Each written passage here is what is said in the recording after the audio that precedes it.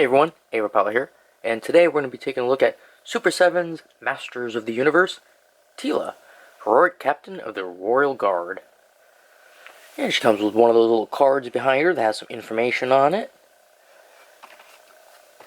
And turn it around. We got a nice picture up top and a couple of other figures in the line.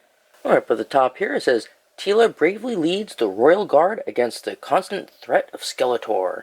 Alright, and the next picture has a little bit of directions. You can twist her waist, and she swings back with a punch. Alright, so up next is the heroic warriors. We have He-Man, most powerful man in the universe. She-Ra, most powerful woman in the universe. Man-at-Arms, heroic master of weapons. Teela, heroic captain of the Royal Guard. And Robot He-Man, robotic duplicate of He-Man. Right, a little farther down, we have the evil warriors, Skeletor, evil lord of destruction, and Beastman, savage henchman. And next to them is the evil horde, Hordak, ruthless leader of the evil horde. Alright, so why don't we get Teela open here and take a closer look. Alright, well here's Teela out of the package. But first, let's look at the card that she came with. I really like this. It has a picture of her from the show. If you turn around, you can see her original toy there, and then how she progressed. This is the way she was supposed to look, and that's the way she ended up looking. But why don't we read this and see what it says. Alright, so the tops are always the same. It says, from toy to tune, He-Man and the Masters of the Universe brought action and adventure into living rooms around the world, and the fun continued with exciting Masters of the Universe action figures. In order to deliver the cartoon series on time, the toy designs were simplified for animation, so that the figures did not always match the characters children saw on TV. Until now. Oh, and on the bottom, it says, Teela's first animated appearance was on an early television commercial for Castle Grayskull. The initial cartoon design was a simplified version of the toy with her snake armor removed. This design was further revised on the television show to refine the style and proportions.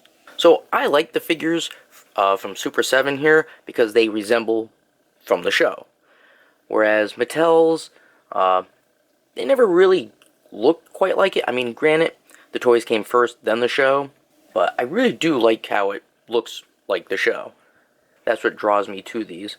And I have to say, she really does. I mean, it's not perfect, but just looking at her real quick, you would say, oh yeah, that's Teela. Whereas if you looked at the old Mattel ones, if you only watched the show and you weren't aware of the toys, you'd be like, who is that? Alright, so she has a bunch of this, not gold color, but I would, not even bronze. It's like somewhere in the middle. She has this on the upper portion. She has it around her arms, down here. She has like a little tiara going across her head. And she has the red hair, red lips. She has the red boots. Now, one thing she doesn't have, she doesn't come with the snake armor. Because, obviously, this is based on the show's design and not from the toy line.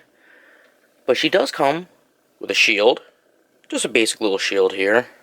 Has a little clamp. And then she has a sword here. You know, these things, you just, like the sword, to put that in between her fingers. Not the easiest thing to do, though. Her fingers and thumb are really close to each other. And they don't really want to move freely. I mean, once it's in, though, it's in. It's not moving around, twisting. Stays how I put it. And then this just clamps on. There we go. I like the collar here. I don't know, something about it just I like. Wait, and she does have that special action they were talking about. So you can hold it like this and you let go. She just spins. Oh, put the arm down. That's not a good look for you. I don't really know why they went with this design.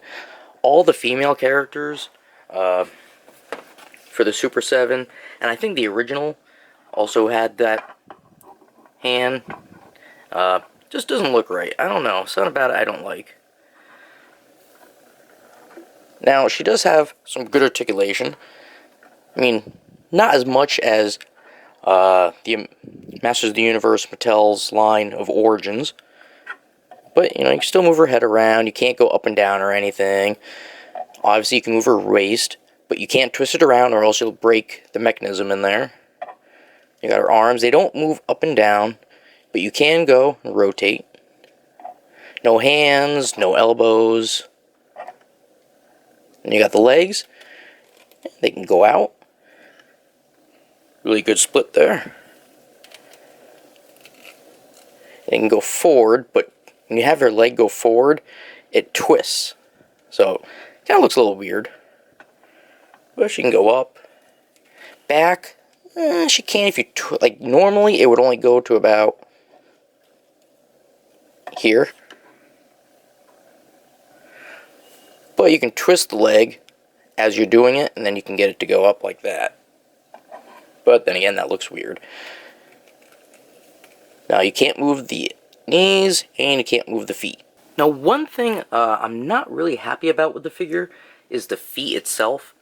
There's something about it where it's weird trying to get her to stand straight up. It's like she doesn't want to go straight. She has to have one leg forward and one leg back for both feet to be flat. And even then, to have her stand, it's kind of tricky at times. Alright, so for comparison, I brought out Mattel's Origins Teela. I took off her snake armor so you get a better look. Now, granted, she has more detail in her costume than Super7's does, but I mean, like I said, this one looks more like the show. I mean, this one's not bad. I like them both, but there's just little differences, like the tiara is different on both of them, the armor. I like the collar on here. This one's a little too short, doesn't really have enough, you know, flair to it. Alright, well, that's just been my review on Super7's Masters of the Universe Teela figure. And if you have any comments or questions, feel free to leave them down below. And you all have yourselves a good one.